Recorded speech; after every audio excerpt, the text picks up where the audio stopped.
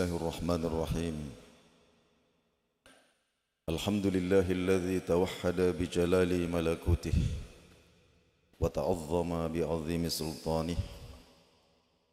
أشهد أن لا إله إلا الله وحده لا شريك له، إياه نعبد وإياه نستعين. وأشهد أن محمدا عبده ورسوله المبعوث كافة للعالمين، بشيرا ونذيرا ودائيا بإذنه وسراجا منيرا. اللهم صل وسلم على سيدنا ونبينا محمد خاتم النبيين وعلى آله وصحابته والتابعين وعلى كل من اتبع هداهم بإحسان إلى يوم الدين. أما بعد، أيها الحاضرون، أوصيكم ونفسي بتقوى الله فقد فاز المتقون. قال ربنا جل وعلا في كتابه وهو أصدق القائلين بعد أعوذ بالله من الشيطان الرجيم: يا أيها الذين آمنوا اتقوا الله حق تقاته ولا تموتن إلا وأنتم مسلمون. صدق الله العظيم.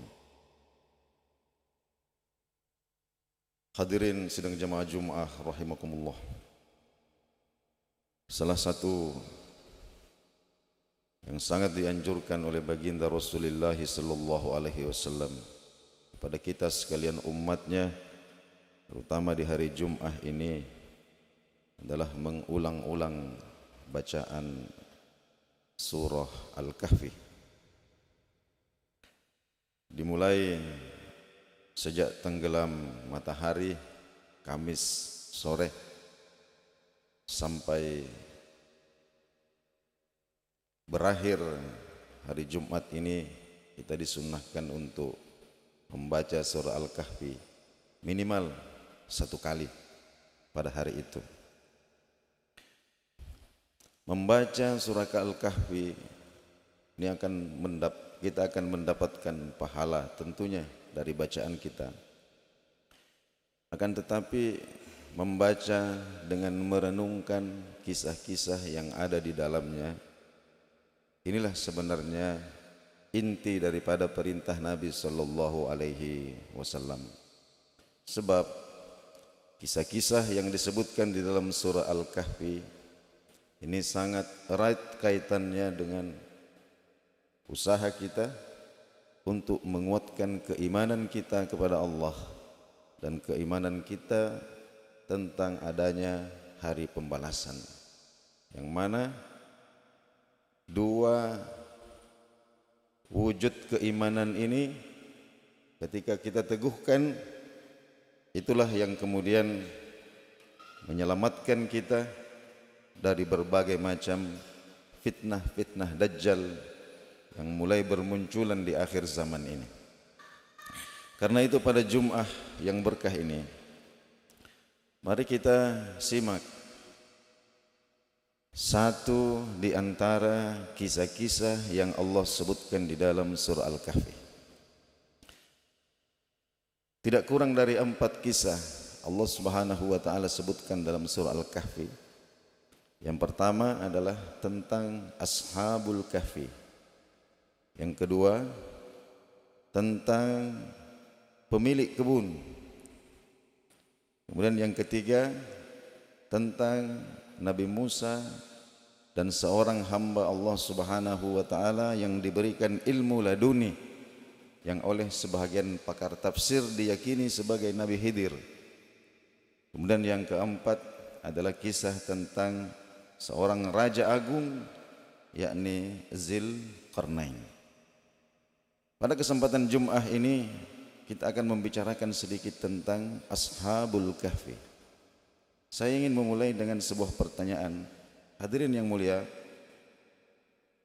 berapa lama tidur yang pernah kita alami? Ashabul Kahfi ini adalah sekelompok pemuda. Berapa orang mereka ini? Allah Subhanahu wa taala mengatakan manusia akan berbeda pendapat tentang jumlahnya.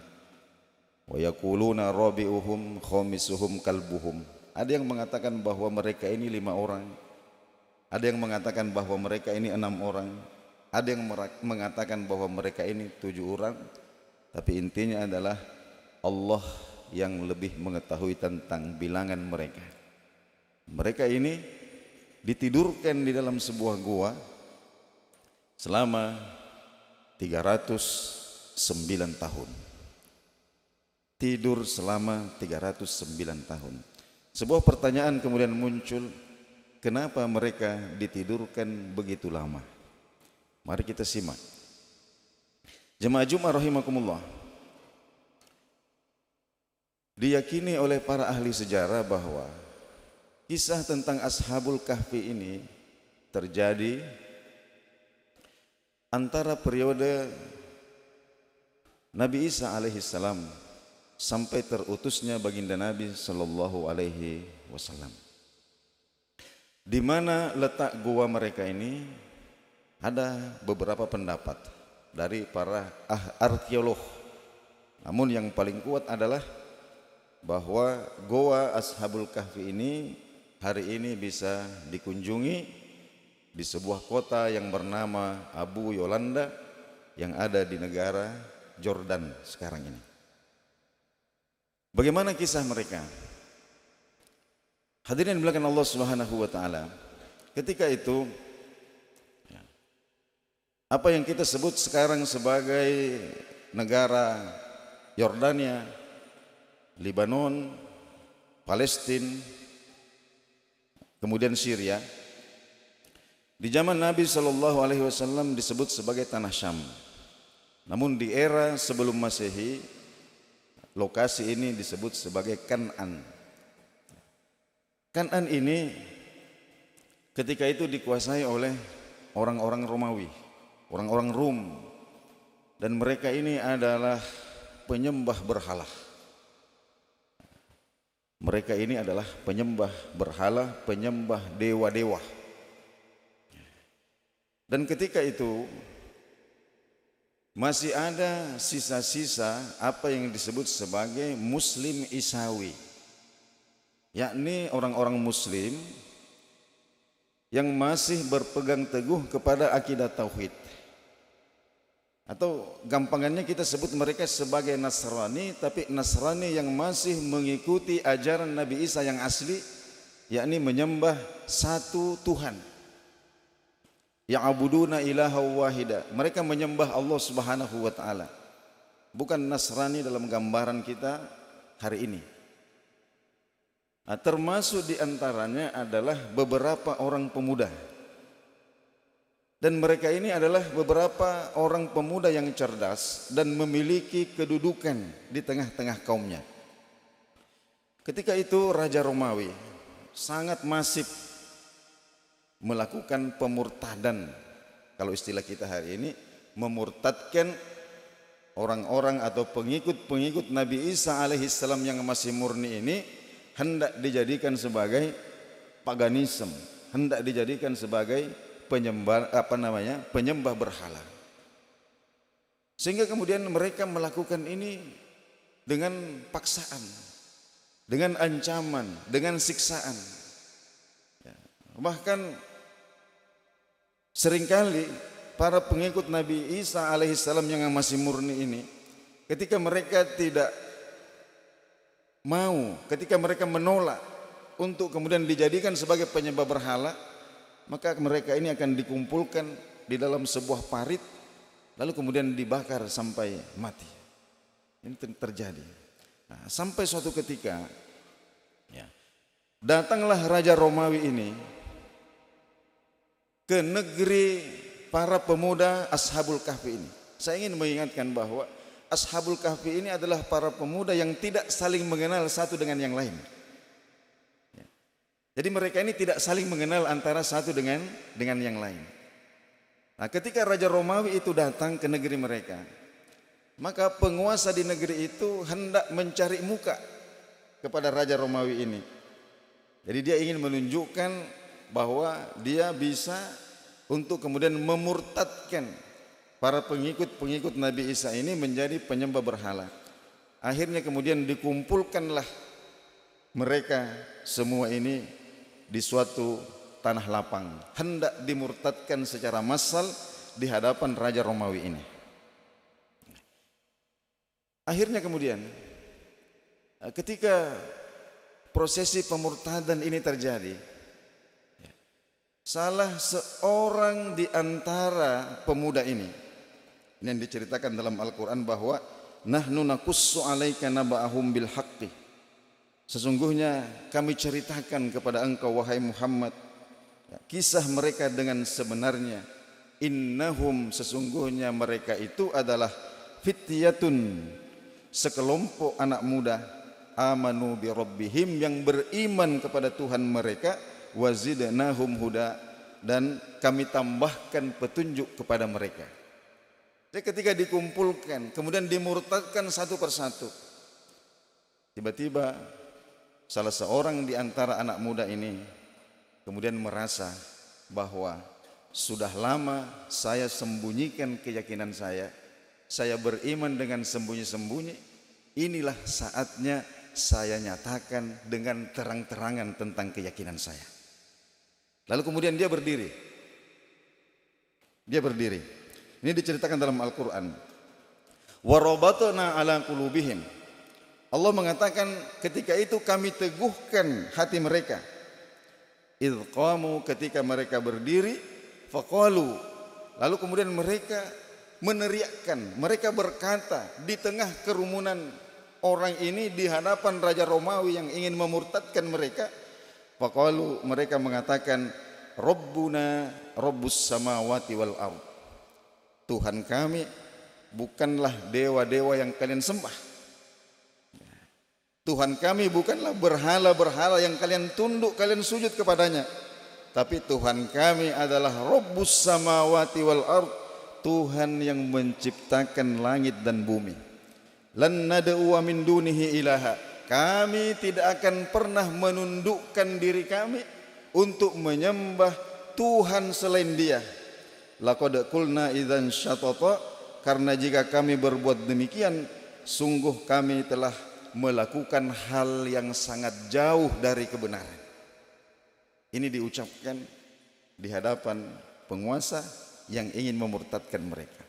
Ketika salah satu di antara pemuda ini berdiri, lalu kemudian pemuda-pemuda yang lain yang juga merasakan hal yang sama dengan yang pertama kali berdiri ini, kemudian semuanya ikut berdiri. Semuanya ikut berdiri. Sehingga kemudian akhirnya mereka ditangkap. Mereka ditangkap. Ketika itu penguasa kota tempat mereka mengusulkan agar mereka ini disalib sampai mati. Tapi ketika itu Raja Romawi kemudian mengatakan berikan mereka kesempatan 3 hari untuk merubah keyakinannya.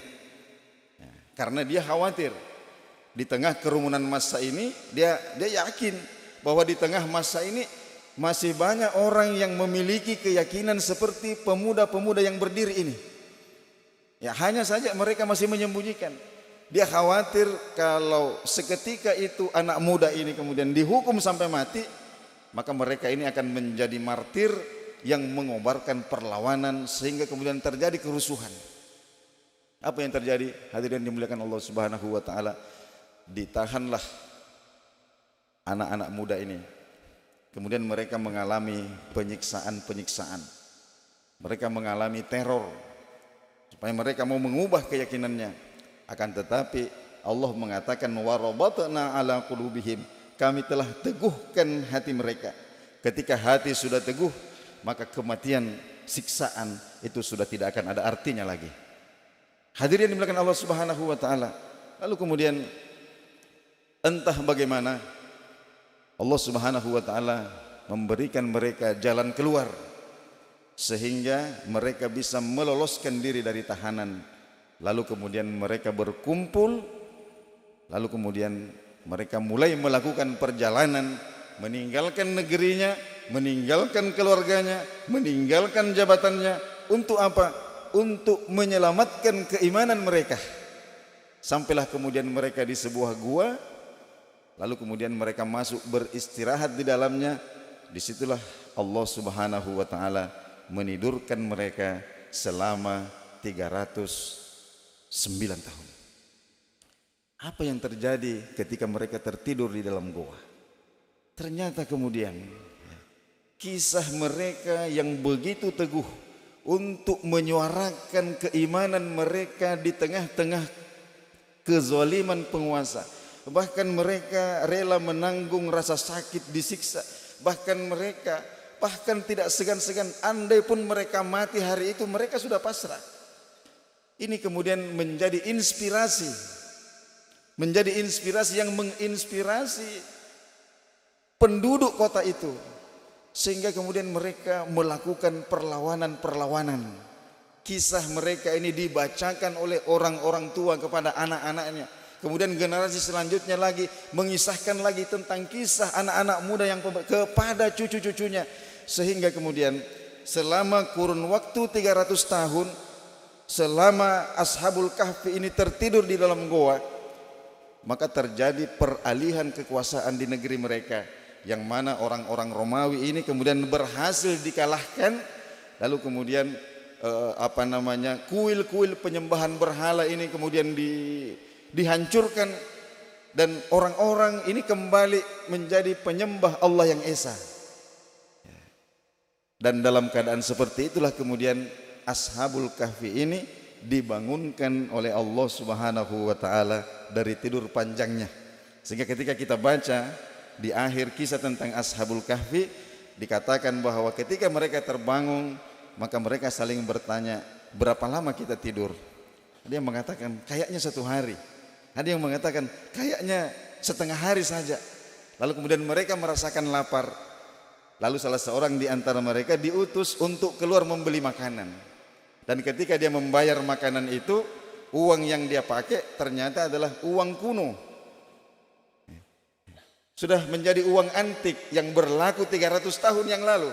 Sehingga kemudian ini menjadi berita yang viral di tengah-tengah masyarakat, sampai kemudian sampailah kepada penguasa. Lalu mereka kemudian mendengarkan kisah tentang pemuda ini, sehingga kemudian mereka meyakini bahwa ternyata inilah kumpulan pemuda yang diceritakan turun-temurun, mulai daripada kakek kami, buyut kami, ceritakan dan menjadi inspirasi perlawanan, sehingga kemudian negeri itu bebas dari penjajahan paganisme. Akhirnya berkunjunglah penguasa pada waktu itu bersama dengan masyarakatnya untuk menyaksikan sendiri mukjizat yang Allah Subhanahu wa taala berikan kepada anak-anak muda ini, sampai kemudian dibangunlah di gua mereka ini tempat ibadah. Setelah itu kemudian para Ashabul Kahfi ini kembali tertidur, dan ketika itu mereka pun diwafatkan dengan tenang oleh Allah Subhanahu wa taala. Yang pertama, hikmah yang kita petik dari kisah ini, bahwa hadirin yang dimuliakan, tidak ada harga yang lebih mahal dibandingkan harga keimanan kita kepada Allah Subhanahu wa taala. Semuanya boleh pergi, semuanya boleh hilang, harta boleh pergi, keluarga boleh pergi. Jangan sampai iman yang pergi dari dalam hati. Inilah yang harus kita pertahankan dengan apa saja, dengan cara apa saja, apapun kita korbankan demi iman. Ini adalah satu kunci yang akan menyelamatkan kita dari fitnah Dajjal. Ketika kita memiliki keyakinan yang teguh, dan kita dengan lapang hati kemudian untuk merelakan apa saja, silahkan pergi, silahkan ambil semuanya. Tapi satu yang tidak boleh pergi dan akan kita pertahankan sampai titik darah penghabisan kita, sampai hembusan nyawa yang terakhir kita, dan kita mohonkan itu kepada Allah Subhanahu wa taala, adalah keimanan kita kepada Allah Subhanahu wa taala. Hadirin yang dimuliakan, inilah sedikit hikmah yang kita petik dari kisah Ashabul Kahfi pada kesempatan khutbah Jumat ini. Mudah-mudahan ada manfaatnya untuk kita sekalian. A'udzubillahi minasyaitonirrajim. Innallaha wa malaikatahu yusholluna 'alan nabi. Ya ayyuhalladzina amanu shallu 'alaihi wa sallimu taslima. Barakallahu li wa lakum fil Qur'anil Karim wa taqabbalallahu minni wa minkum tilawatahu innahu huwas samiul 'alim.